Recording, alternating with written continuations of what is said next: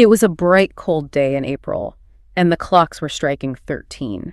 It creates a glitch in your brain immediately, doesn't it? The sentence starts so normally and then clunk, 13. Right. You know instantly that the rules are off. Completely broken. It has to be one of the most iconic opening lines ever.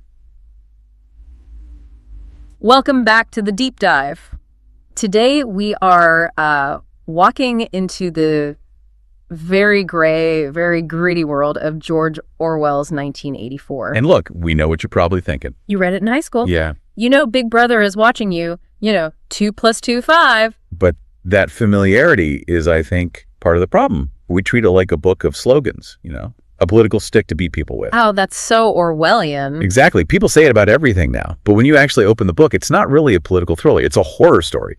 A horror story about how fragile the human mind really is. And that's our mission for this deep dive. We're going to try and strip away all the pop culture stuff and look at the actual machinery. How does the system work? How do you unmake a person piece by piece? We're looking at the destruction of memory, the amputation of language, and, just the physical reality of living in a world where truth is whatever the government says it is today.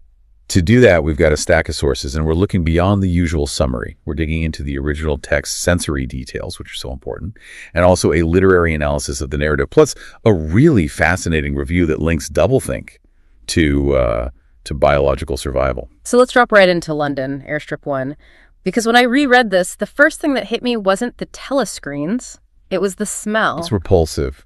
We think of the future in sci-fi as like chrome and neon. Clean, sterile, maybe. But Orwell's future smells like boiled cabbage and old rag mats. It's the smell of decay, of poverty. Victory Mansion sounds impressive, but it's just a crumbling apartment block. The elevator's broken. The power's off during the day for an economy drive. Right. And there's this vile wind always blowing grit in your face. Orwell is showing us that totalitarianism isn't slick and efficient.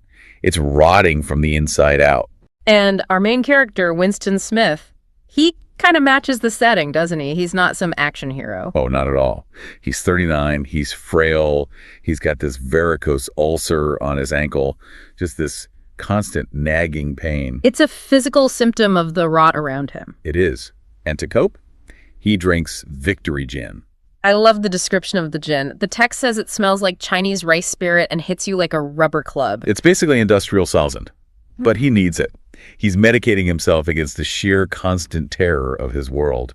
Which brings us to the eyes. The posters are everywhere. Big Brother is watching you.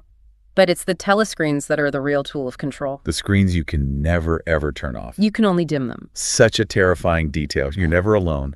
And one of the sources points out that you have to live by habit that became instinct. Your own body has to perform loyalty all the time. A wrong facial expression, a twitch. And you're vaporized, gone. And from his window, Winston can see the architecture of it all, the 4 ministries, these huge concrete pyramids. And the names are the first lesson in how the party destroys meaning. You've got the Ministry of Truth, or Minute-True, which manufactures lies. All day. All day. The Ministry of Peace, Mini-Pax. Which, of course, runs the perpetual war. Then there's the Ministry of Love, Mini-Love. The scariest one. No windows. Barbed wire. That's where they do the torture. And finally, the Ministry of Plenty, Mini-Plenty. Which manages starvation. And here's the thing. Everybody knows it. It's not a secret.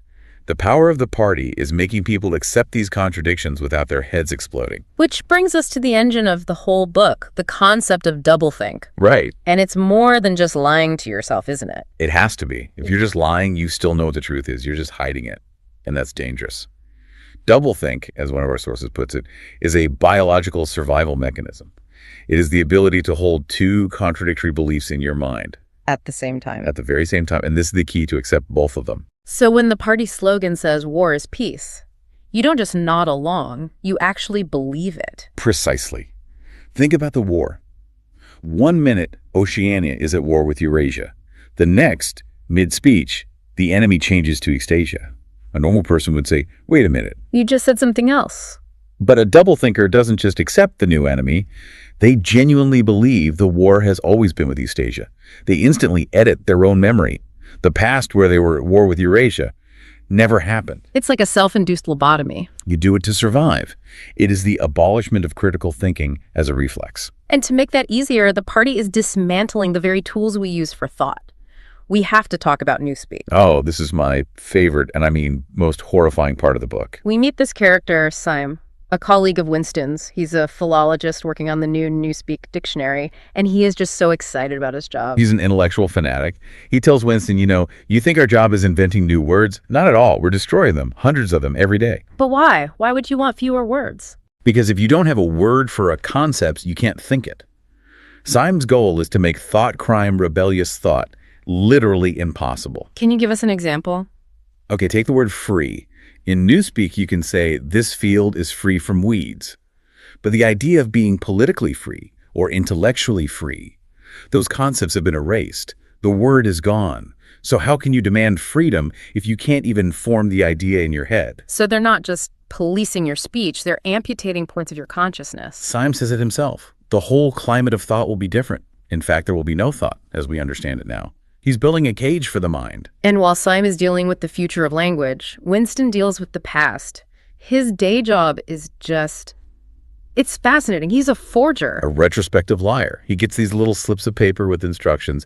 Maybe Big Brother predicted a battle would happen in North Africa, but it actually happened in India. So Winston has to go back and rewrite the old speech. Exactly. He rewrites it, makes sure the record shows Big Brother was right, and then he drops the original evidence, the original newspaper, into the memory hole. A chute that leads straight to the furnaces. Gone forever. And there's an incredible story where he invents a person, Comrade Ogilvy. It's absurd and terrifying.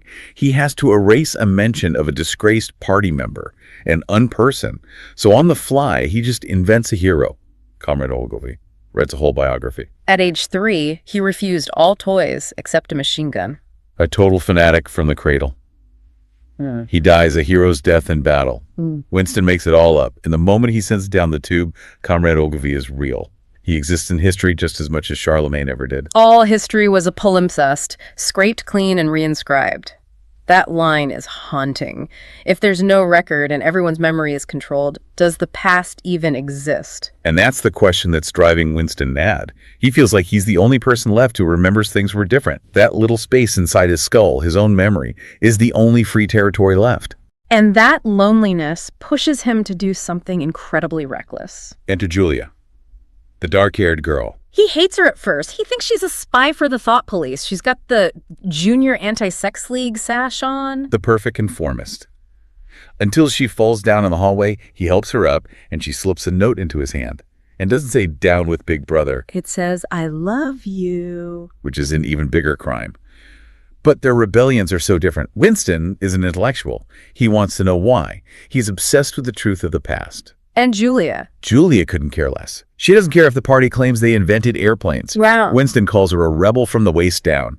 She just wants to have a good time, to feel pleasure, to break the small rules. But that's just as dangerous to the party, isn't it? When they meet in the Golden Country, that clearing in the woods, it's like a different world. The whole sensory experience shifts. We go from cabbage and grit to dappled light and bluebells. And then there's that moment with the thrush. The bird that's singing. And Winston is fascinated because it's just singing for no reason, not for a mate, not to fight a rival. It's singing for the pure joy of it, for beauty.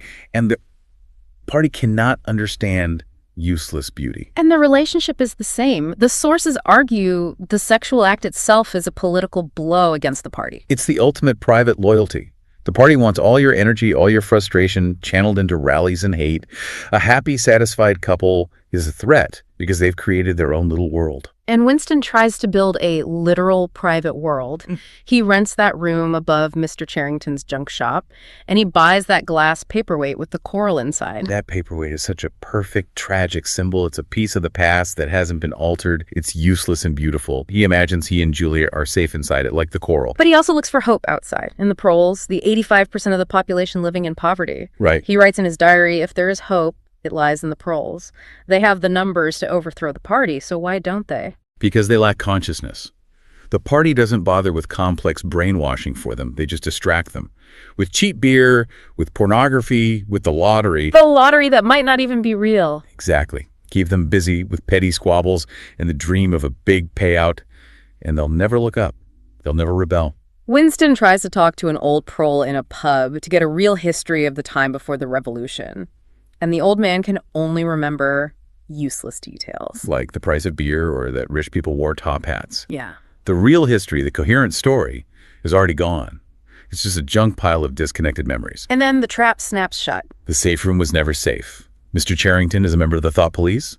The paperweight gets smashed. And they're dragged off to the Ministry of Love. And this is where the book shifts from a dystopia into pure psychological horror. And we finally get to properly meet O'Brien. Winston thought O'Brien was a fellow conspirator, a member of the resistance. But he's the opposite. He's a high-ranking party member, and he becomes Winston's torturer. But it's not just torture. It's a kind of re-education. It's a philosophical debate. A debate at gunpoint. Pretty much. Winston holds on to the idea that truth is objective, that 2 + 2 = 4, that reality exists outside the human mind. And O'Brien says no. O'Brien's argument is chilling. He says reality exists only in the mind.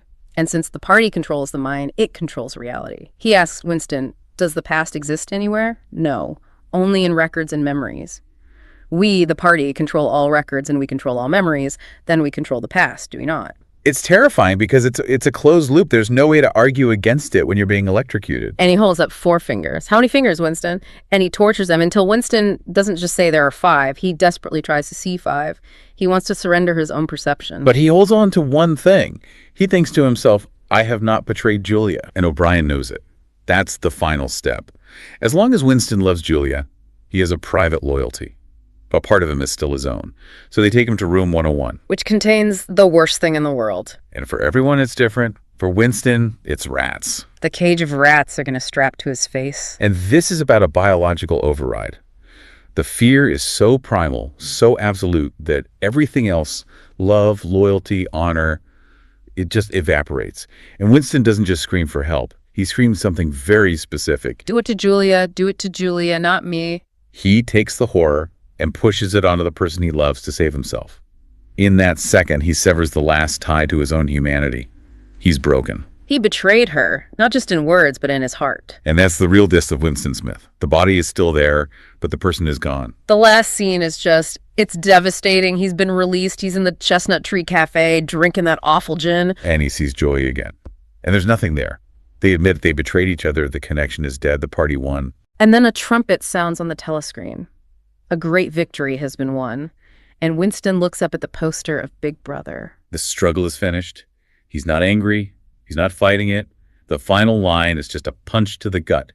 He loved Big Brother. He actually loves him. They didn't just make him obey. They rewired his soul. They hollowed him out and filled the space with themselves. So why does this book, written in 1948, still terrify us? What's the takeaway? Because it's not a prophecy about a specific year. It's a warning about a mechanism. It shows us that freedom isn't just about laws. It's about the ability to see what is right in front of your nose and to say it. Freedom is the freedom to say that 2 + 2 = 4. Exactly. When we see language being twisted, when objective truth gets called a political opinion, when we hear about alternative facts, those are the seeds of 1984. It all comes back to that few cubic centimeters inside your skull. Orwell is telling us the real battlefield is in there, in your mind. And the most dangerous idea in the whole book is O'Brien's claim that reality isn't external. We have to insist that it is, that facts exist, that history happened. Because if we lose that, if we can't tell the difference between what's true and what we're told, then the clocks might as well be striking 13. That is a heavy thought to end on. But maybe that discomfort is the whole point. I think it is. Stay uncomfortable. Thanks for listening to this deep dive. Keep your eyes open, and we'll see you next time.